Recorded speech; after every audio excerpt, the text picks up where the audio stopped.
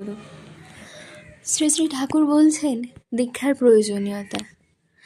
মানুষের সত্তার একটা সম্বেগ আছে, সেই সম্বেগ নিয়ে কোনো স্ত্রী ও পুরুষে যুক্ত হতে হয়। যেমন অর্জুন হয়েছিলেন শ্রীকৃষ্ণে, চন্দ্রগুপ্ত হয়েছিলেন চাণক্যে, বিবেকানন্দ হয়েছিলেন রামকৃষ্ণে। এইরকম কোনো আদর্শ পুরুষের মানুষ যদি যুক্ত হয় ও আপ্রাণ অনুরক্তিতে তাকে অনুসরণ করে চলে, তাহলে তার চরিত্র ও ব্যক্তিত্ব কল্যাণপ্রসূ ও সংহত হয়ে গড়ে উঠতে পারে। নচেত একটা মানুষ যদি লাখো লাখো সৎ কথাও জানে, তাও কোনো কাজে আসে না, বরং ওই সব কথা বলে মানুষকে আরও ভাঁওতা দিতে পারে। সুতরাং চরিত্র ও ব্যক্তিত্বের মাঙ্গলিক নিয়ন্ত্রণে প্রথম জিনিস হলো ইষ্ট বা আদর্শ গ্রহণ, অর্থাৎ দীক্ষা।